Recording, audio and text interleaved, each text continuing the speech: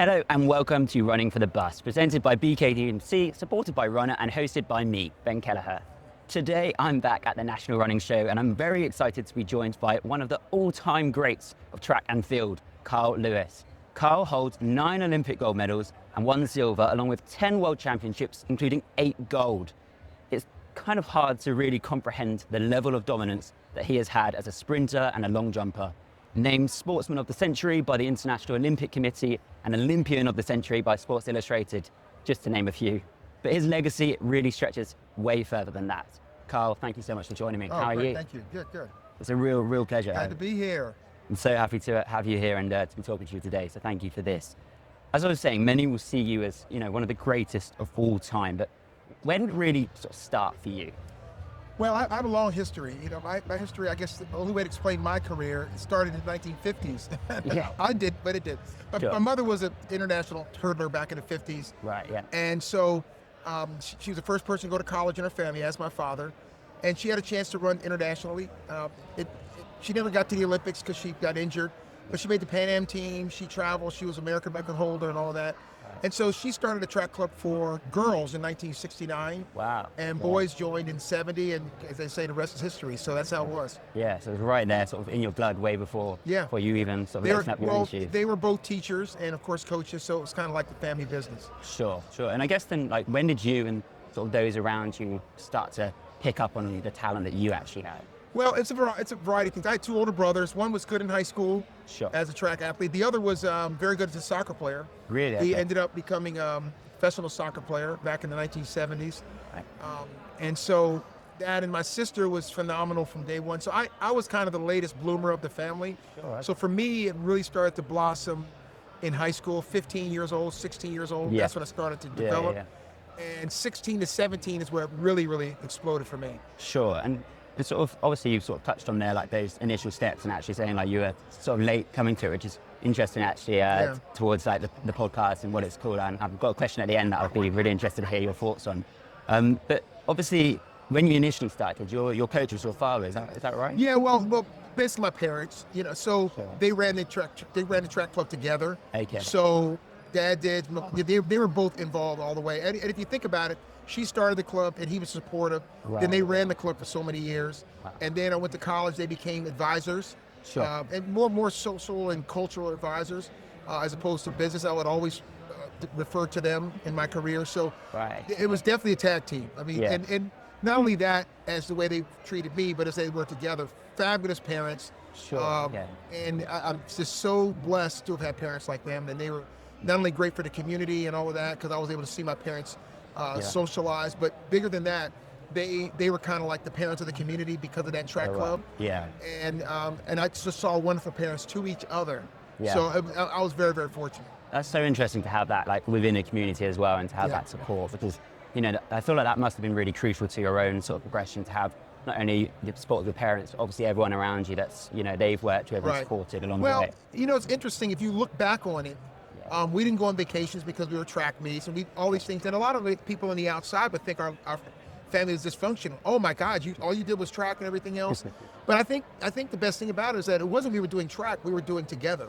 Yeah. So my parents were teachers in the district that I went to school, so I was one of their schools most of the time. Right. Okay. And then I was at the club in the summer, so we were always together. Yeah. Didn't do a lot of the things, didn't go on the vacations, and maybe Christmases were not as fun, because we didn't have as much money because they spent it all in the summer. Those are the things, but the whole fact is that it was all about friendship, family, and relationships. And I think that helped nurture me to a way that I realized the world was bigger than myself. That's so interesting. I think, because obviously like those things that you've touched on there almost sound like sort of sacrifices that you've made along the way, but actually from what you're saying, it doesn't really feel like a sacrifice because of how much you enjoyed it and like the passion you had as a family, right? And then when I started running track, I didn't realize that the way I was raised was what gave me my advocacy. My parents, I was born in Birmingham, so my parents were heavily involved in the civil rights movement. Yeah. So I was raised not only watching them do this, but also our dinner table conversation was about race, about America, about the world. Yeah. We all traveled early internationally. Our parents thought that was very important, that we traveled out of the country to see the world. Yeah. And we weren't so singular. And and unfortunately, so much of America, especially now, is so ignorant to what's going on everywhere else. And we before we all turned 18, we went international. Sure. So these are things that were so incredible that helped us nurture into the people that we became later. Yeah, that's so interesting having that sort of wider aspect, because then obviously when you ventured out to all the different competitions, and we're going to touch on some of those in a moment, you've kind of already had that experience already of like being out there, so you feel so comfortable. And obviously, as I say, you sort of had the support of your parents and those around you, but then when you sort of turned 15, 16, like what support did you have then? Like, were there sort of role models, coaches that you looked to at the time? Yeah, well, there were numerous things. I mean, my high school coach, Paul Honori, was incredible. And my mother coached at the same high school, so we were all in the same program. Right. But he was a great person. They worked well together. He was a big time supporter. I never felt like I was put above the team. I always felt supported.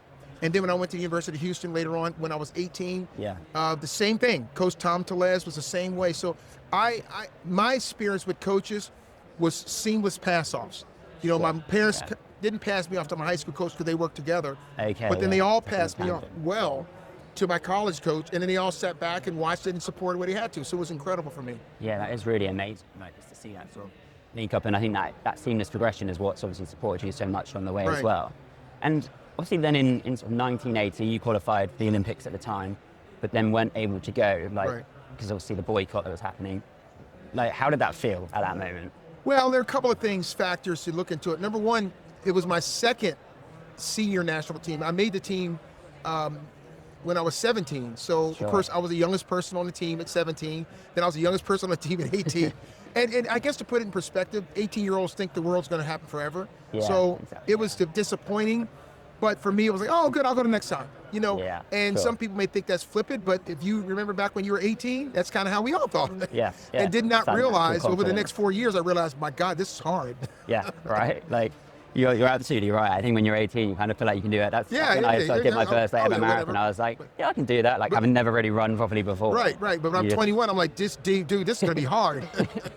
And it obviously was hard, but actually in 1984, you did get to go to the Olympics, and that very much vindicated like that belief in yourself, because obviously you won 4 Olympic gold medals in Los Angeles. Like, what was that experience, that moment like for you? You know, of all the Olympics, I know it's the longest ago, but it's the least I remember because I was so busy. And it's hard to explain to people, because especially now, you know, now you go to the World Championships, it's 3 rounds at 100 meters, and you run 1 easy race and 2 races tomorrow, 200, a race that, you know, but on our day it was 4 rounds over 2 days, and everything was just so compacted that you didn't have time to stop. I mean, I competed over 9 days at the Olympic Games in LA, 7 of the 9 days. And now there's no way anyone would even consider doing 7 out of 9 days of competition. So it was win 4 golds in that well, time, just even get up and go the next day. So it was 4 in a row, and then 2 in a row, then a day off, and then another day. So it was a different world, and you're so busy because the minute you win a medal, like let's say the first time was the second day, I won the final at about 7 p.m. and celebrate. You go to drug testing, you do an interview, you get home, you're happy, you eat, and then I had to get up to compete at 10 o'clock the next morning. So you don't even celebrate. I just put the medal down on the table and go to bed. It's kind of good it's like not every have that day. Moment, like to actually really realize, like, and then only after. Yes, it's both. Because it's good because you don't have time to sit back, oh my God, this is what. But the flip side is that you have something you've worked for 4 years, and then it's anticlimactic. Because you can't even stop and think about that or celebrate it. And then when you're the last day, I remember, I went back and it was like, God, it's over. Went back and I jumped in the swimming pool because I didn't know what to do. I was so tired and exhausted. And then, of course, I get these calls like, oh, we need to go here, we need to go there. So then all of a sudden, now the party starts, So it was an incredible time. Yeah, absolutely. And obviously, we've got the Olympics coming up in LA in 2 years' time, in 2028. So I'm sure you're going to be sort of involved in that and a part of all of the celebrations there. I hope to see. Absolutely. And been involved with LA 28 since 2015. Right back. And because I've always believed it'd be an incredible thing. And, most people now in America don't remember, well, no, I'm saying a lot of people don't remember Atlanta and LA. Because LA is 40 years ago and Atlanta is almost 30 years ago, which is next year will be 30 years. So young people, they're going to be amazed and inspired by what LA 2028 is going to do. I thought Paris is incredible. And I think it's going to be incredible in LA. 100%. I'm looking forward to coming out for it. Actually, I'm going to be there, and I know I've been to like the Coliseum there before and watched some games there and stuff, and it's an incredible like place to be. So it's going to be very, very special. And obviously, then after that, you went on to win gold in 4 consecutive Olympics as well, as we say, sort of traveling all around the world. And you also won 65 consecutive wins in the long jump, which is just I had a good stretch there. Did not lose in my 20s, believe it or not. My streak started when I was 19 and it ended when I was 30. Wow. So I did not lose once in my 20s. That's just phenomenal. It is really phenomenal. Like, that's what I was sort of saying at the start. Like, it's really hard to comprehend that level of dominance. And obviously, like, that kind of leads me to the question of, like, how did you say, like, so determined and not become complacent, like, in that time? Well, it's complicated because when I first started, I wanted to break Bob Beamer's world record. That was my goal. And then as my sprinting became better, I kind of divided all the events up. But the big thing for me was not worrying about winning. It was worrying about getting better. I wanted to have the perfect jump. I wanted to have the perfect race. So it was always a quest for perfection, not for winning. And that kept me going. The thing is that when I was number 1 in the world the first time was 1981 when I was 19. And I ran 10.00. When I was number 1 in the world last time, I was 30 and I ran 9.86. So I just kept getting better. The focus was that. It was on the excellence, not on being number 1, not on the winning. Just continual like pursuit getting of better, performance. Well, what mistake did you make? Let's correct that. Let's get better each race. Yeah, that is just so interesting to be able to have that like mindset and not sort of like, there must be times where you like obviously maybe struggle in a session and different things, but like just to still have that unwavering determination that sort of sees you through is really just phenomenal. A lot of times. Yeah, I am very human. I'll put it that way. But with the focus is on the big prize and understanding that there are going to be a lot of bumps along the way. Yeah. And don't worry about the bump. Worry about the prize. Yeah, I love that. I think that's such a remember that one for sure. Obviously, at the height of your success as well, like what did like an average training week really look like for you? Like, I know like they vary, but like no, they were pretty simple. I mean, that's a great question. They were pretty simple. And you know, I coach with the University of Houston now, and it's 90% of it's the same thing. Monday was always our longer sprint day, and we used to do something called a 4-3-2, which is 400, 300, 200. Yeah. Tuesday was technical, so for me, it was long jumping, taking starts, or working on approaches. Wednesday was a shorter sprinting day, nearly 150s or 120s, things like that on Wednesday. Yeah. Thursday back to a technical day. And then Friday, generally we competed. If we didn't, we would do something fitness-wise, maybe core and all that stuff. But that's it. Never worked out on the weekends. Really? Unless we had to compete like on a Wednesday, then we shift our schedule. No, we always had the weekends off. Wow, and pretty good. you know, Coach Tellez always talked about, technically you need 48 hours to really recover. So we wanted to make sure that we had at least that once a week to recover 100%. That's why our toughest workout's always on Monday, because you have the weekend to recover.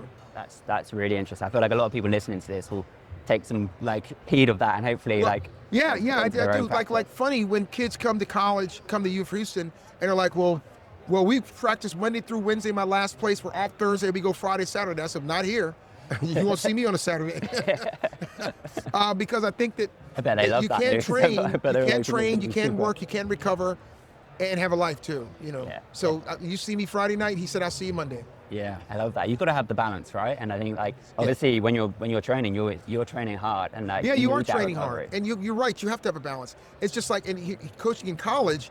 There's the same thing. You know, I want to make sure that they have a great track career, great academic career, and a great life, because that space is only 4 or 5 years, and it's gone forever.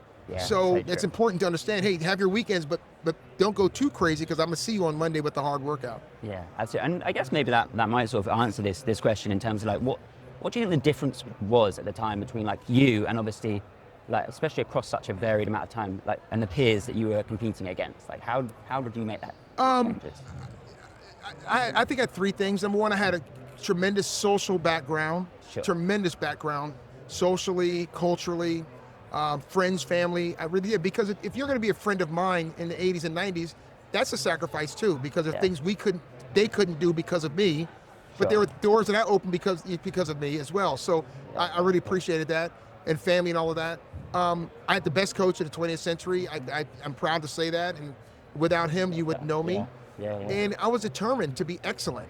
I wanted to be the biggest athlete, the most famous athlete, the richest athlete, the best athlete. I wanted everything. Yeah. And so that inspired me to get up every day and work hard, because even if I did win a world championship or an Olympic championship, that wasn't what the goal was. The goal was perfection. So perfection is something you're always working on. Yeah, that's really interesting in terms of, because like trying to be excellent, trying to be the best you can be, but like, and you kind of touched on it there in terms of like perfection, there really is no sort of determined perfection. Right. There is no perfection. So how do you keep that like determination? Well, because you, even though there is no perfect jump, there really is. There really is. And so you can aspire for that. And so just because someone probably didn't have it. I mean, Bob Beamon had an incredible jump to get the world record. Yeah. Well, that was probably as close to perfection of a sporting event in the history of our world. Yeah. So that's what I was trying to beat. So how am I going to, maybe the most imperfect sporting performance in history at that time is what I wanted to beat. So how can I say, I just want to be great? No, I had to be perfect because he was perfect. Yeah, you just got to keep like moving. And do you think, like for different people, there's a different level of perfection, like in terms of like talent, natural? Do you think it is mainly down to that hard work? Well, it comes down to you. Yeah. Everyone can aspire to be perfect, but everyone can't win. Sure. So I'm often asked, what's the balance of talent and all that. So really, if you are in sports, 95% of it is your talent. Yeah. It just is what it is. Yeah. But I don't know of anyone in any sport that's great that's only 95% of their best. Yeah. It's 98, 99%, especially in our sport, where if you're a 10-0-0 100-meter runner, 1% is 10-1. So if you're a 10 flat or 10-1, that's the difference in making the final and getting a medal. So I think that people have to understand it is 95% talent, but no one is going to win at 95% of their best. They're not going to be among the best. Yeah. They're just going to be the second tier. Yeah, I think that's such a key point, isn't it? Like those increments are so small that you really have to be aiming and striving to be the absolute best that you can be. And obviously the long jump and sprinting are maybe not a natural pairing to like most people, I would say, but like how do you establish dominance in both of those fields? Is it because of the background obviously of your family? That's a great question, especially for now. The thing is that the long jump is a very, probably the most complicated event in all of sports. We are genetically predisposed to not jump far. So if you really jump far, and I don't mean what they're jumping now, because now is not far. Yeah. I'm talking about far, over 860. Yeah. That is going against genetics. Yeah. So the vast majority of people that have done it by mistake. Right. And right now, no one has been consistent or could call upon that in 20 years. Yeah. So I think that's the first thing, understanding the difficulty of it. Yeah. And then if you can conquer that, which most people have not, then sprinting's easy. Yeah, really. So the reason why the long jump is not successful now is because it's too hard. Right. People just quit and they go into sprinting. And the reason I was good at both is because I was a long jumper and the sprinting was easy. That's really the base of it. So I was a long jumper that sprinted. Sure. So how does that feed in, I guess, then to make the sprinting easy? Would you say? Is it because of the way that you know? Well, it's very similar. Yeah. There are a lot of similar elements, the pushing out and the running and explosiveness and similar elements. The bigger issue was dividing your mind between multiple events. Yeah. And here, that's another thing where we are in society where we don't challenge people emotionally and mentally in sports anymore. We try to make it easier somehow, but the challenge of that. And then in a time when I ran 4 rounds and they ran 3 rounds. Yeah. And we, like for instance, the 200, we would run the 200 2 times, have a day off, and then run the semifinal and final 2 hours apart. Now, they run a 200, next day 200, day off, 1 200. Yeah. So, of course, running 4 rounds in 3 days is a lot harder than running 3 rounds in 4 days. Yeah. So our times are different, the way we train is different.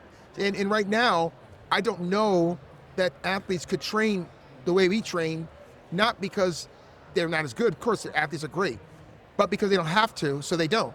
Sure. And so they made the events a little bit easier, which I agree with. Yeah. But that's why you can't compare eras. That's really interesting to see, and like it's interesting. Do you think that would maybe ever sort of change back in terms of like, or do you think it's just now too easy? Maybe. No. I think society has said what they're going to be. Yeah. I think that we're not going back. It's going to be easy. You know, when we talked about resilience, they talk about mental health. Sure. When we talk about challenges, they talk about difficulty. Yeah. And so we're not going back. But that doesn't mean athletes aren't great. I think athletes are incredible. Yeah. It's just different. And so this is their era. We respect their era, build up their era. And it's not about me saying, oh, they're great. Forget all of that. This is what their era is. Just like I could have said the same thing about Jesse Owens. It didn't matter. It's our era. It's their era now, and it's all about them. Yeah, and it will just continue to progress as well, and you'll have people come through and do different things in different ways over time, won't you? It's just like you did, and just like many. Yeah, I think the challenge we have now is a technical aspect, because I was talking to someone that was talking about my coach and some other people. So I'm like, yeah, we're listening to this guy. He's 90 years old. What does he know? Yeah. Well, he knew the science. Yeah. And so if we say that older people don't know anything anymore because we're smarter than them now, then I guess Einstein is an idiot. Yeah. I mean, the smartest people of all time are dead. Yeah. And because they set what's going, so that doesn't change. Yeah. But we're in a sports where we're trying to change the science. That's where we get into challenges. Yeah, that's really interesting. And it kind of leads in actually to this sort of question regarding, like, in around 1990, you became like vegan at the time. Yeah. How do you think, like, what was the decision behind that? Like, why did you do that? But also, like, how do you think that impacted you in the, like, sort of next stage? Yeah, I mean, that's a great question. I became a vegan because I honestly had a dysfunctional eating, and which, of course, then it was dysfunctional because I never ate breakfast. I barely ate lunch. I ate once a day, and because I was focused more on keeping my weight down than eating. And so, of course, now I'd be, oh my God, he has an eating disorder. Let's just go to mental health, But back then, I just didn't eat. Yeah. And I realized that wasn't sustainable. Yeah. So I met some people. You're able to do so much whilst maybe not fueling as maybe you would be advised. Well, it wasn't easy. It was changing to a vegetarian diet was not difficult. Sure. But changing my eating habits was difficult. Yeah. So now all of a sudden, going to a vegan diet, it allowed me to eat more. So just adding breakfast in, adding lunch in, adding snacks in, that was the hardest part. Yeah. Being able to, it wasn't like, oh, good, I can eat now. No, I was so conditioned. And I had my personal best in two of the three events, the 100 and the long jump after 30. Yeah. When I changed my diet. So it was very important. But I think we have to look at why it happened. It wasn't like, oh my God, I'm 30. No. Yeah. It was a business decision. Sure. If I wanted to stay relevant and stay great, I had to change things. So I lifted weights as I got older because I wasn't retaining strength as much. I changed my diet to vegan diet. I started juicing with a juicer. Yeah. I even traveled with a juicer. Wow. To every country I went to. That's it. Some hotels, because I used to go to a lot of the same hotels. Yeah. So eventually some hotels just bought a juicer and it was in my room when I got there. And it had fresh fruit in the room, Amazing, yeah. So these are just adjustments I made because of being professional about my career. Yeah, it isn't like, I never thought I was a workout freak, which is kind of like, oh my God, he trains all the time, he focuses on me. He's just a freak. No, I'm not a freak. I was a professional. Yeah. I took what I did seriously and thought that right now at this stage of my life, put that first. Yeah. And I knew that it would benefit the rest of my life.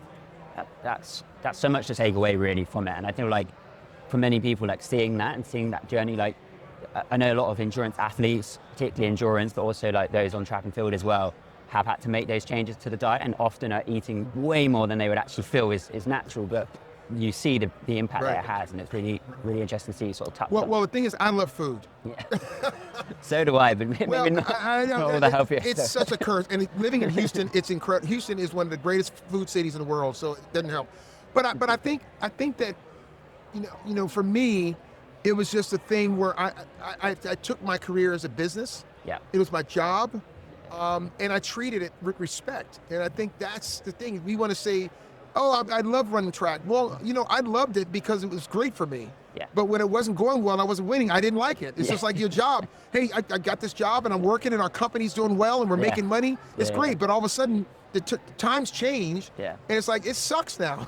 Yeah. And it's like, how do I turn that around? Yeah, how to turn it around. So that's what it was for me. Yeah. Thank you. Thanks for sort of sharing that. And obviously, I was talking to you sort of before and you touched on the fact that you're in Houston and you're a renowned coach now as well, working with the University of Houston, which is where you originally studied as well, right? Yes. So it's like, that's a big sort of transition for you. And like what's that been like over that time? Well, Coaching there has been a big transition because when I retired, I had no interest in coaching at all. Really, yeah. Yeah, none. I mean, my career was challenging and dealing with changing all the things. When I retired, I did not want to see any of those people ever again. I'll be honest with you. But I volunteered 15 years later. Yeah. And started getting into it, and now I'm doing it. And it's kind of weird because now I've become my parents. Yeah. I'm a teacher, and the two most important people in my life were my coach Tom Tellez and my parents. Yeah. And now I've become a combination of them. So it didn't happen like that. I just woke up one day and I said, I've become dad. And I talk like Coach Tellez. So, but that's because I have the utmost respect for them. And I love them. And Coach Tellez is 91 right now. And he's still, if I need something, I'll call him and say, what do you think? You know, what's going on? But I had the most challenging life, but I wouldn't change 1 second of it. No, of course, absolutely. And obviously as well, like you've touched on the fact that you had like 15 years before you got into coaching, but do you sort of, like you must train still regularly every day sort of thing? And like over that time, did you train like? Well, let me say it like this, athletes train, the rest of us work out, okay? So Sure. the minute I retired, I became a person who works out. Right. At first I did things I never did. I started really lifting weights. Yeah. And so I got big and buff and, you know, everything like that for a while. And then I got into ride bikes now. I don't run. I ride bikes now. Oh, really? I just fitness. And the best way to describe my workout regime now is I'm 64 and I want to be in good, healthy shape for 64. Yeah. Because I'm determined to live to be 100. Right, okay. So that means I have 35 summers left. Yeah. My birthday is July 1st in this summer, so I got 35 summers left. So how do I want to spend those summers? Do I want to spend them broke down, leaning over, I'm sick, or do I want to spend them healthy and vibrant and moving? And so that's my goal. Yeah, that was sort of going to be my next question, like why is it so vital to you? But you've clearly answered that. And yeah, you know what? It's interesting because years ago, well, I think I'll take you and everyone here, listen to this. So when right now, I've been out of high school 47 years, okay, 46 years.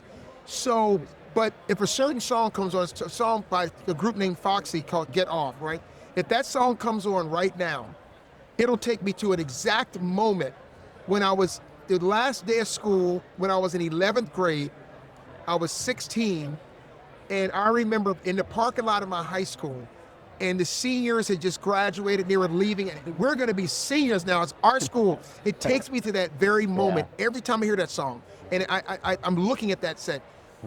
And so when people come up to me and say, hey, I remember I saw this race, or I did this thing, it reminds me of that. And so part of it is that if I could stay in shape and feel good and people see me, I could be their song, you know, part of their song, part of their album.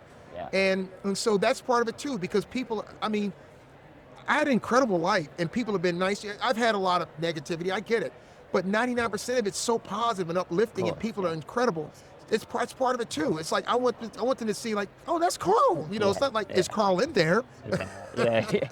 That's so valid and so vital, and sort of touching as well on like that 35 years and hopefully more as well. But like, I mean, that's like my whole lifetime. And so like when people like think about that sort of period of time, a lot of people start to think, oh, I can't maybe do as much and I can't do as like all of these other things. Yeah.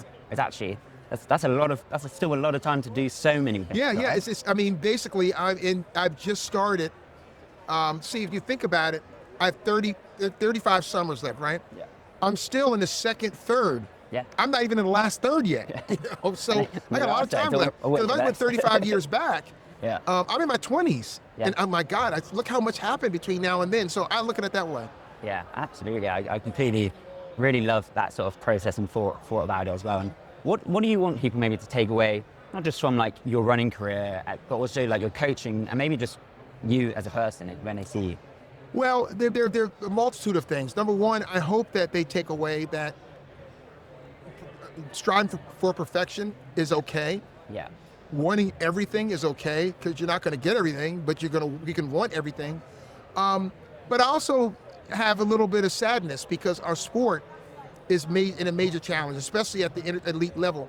At the high school, 18 and youth, incredible. Yeah. But once you get to college, it starts to fade, and then at the upper level, it's really struggling, and that's my the saddest thing for me, because we work so hard to get us to a space, and so sometimes I look at our sport now as like Sears.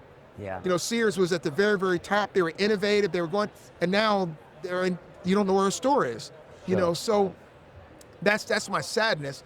But I think the biggest thing is I hope that the period I was in, I left the sport better than it was when I came, because that was a goal of mine. I didn't just want to win and become famous. I fought for professionalism. We fought to fight against drugs. We did that because we wanted to make sure that the sport was better, and if it was better, then I'd benefit from that being better. Yeah. And I hope that some athletes could see that. I've been working on a documentary with a company here in England, and one of the stories about it is talking about how we changed the sport, and then unfortunately most of it's gone back. Right. And if those athletes understood that they'd be inspired to change it in their image instead of just kind of accept what's going on. I guess as well, like, how do you think that's gonna like come back to that point? And like, so obviously you're touching on like the sadness of like of that maybe sort of regression. Like, how do you think it could possibly come back? Well, if you think about it, it's a perfect storm, Sure. because we're teaching people that things that young people are not as resilient. They are. They're not as tough. They are. They can't handle things. They can. Yeah. So if we're teaching them you can't handle it, you can't do it, then we're also teaching them that they can't fight. Sure. And so where's the fight for something different? Where's the fight for change? And that's what scares me. I think that's really something for people to take away. And I think people will, and they will look at that, and hopefully it will inspire them to do that as well. Because that's the difference in track and field and the running community. Yeah. I always had a great synergy with the running community. When I wanted to push for professionalism, the road runners and the running community was the one that were supportive before the track community. Yeah. So, and that's why the road running community is so vibrant, because it touches every foam. You know, I hear sprinters talking about, I hate distance running. I don't like seeing it, it's boring and everything else. I said, let me tell you something. There are 50,000 sprinters and 50 million runners. Okay, let's keep it real. You need to like distance running, okay? Because they're paying your bills. Yeah. Sprinters not paying their bills; they're paying your bills. Yeah. This isn't an event for the 100 meters. This is an event for the top people that run, that are Olympic champions and marathoners, also down to someone that just walks a 5K. That's what track is about. Absolutely, and that actually brings me to my final question, and it's a question we ask always on the podcast. Because of the name of the podcast is Running for the Bus. What would you say to someone who looks at what you've achieved, and maybe they're a student of yours now as a coach, or somebody, as you say, is maybe looking at that final third or whatever of their life, and says to you, like, how I could never do that. I can't even run for the bus. I tell them to be a thief. Steal whatever you can from me and put it into your life.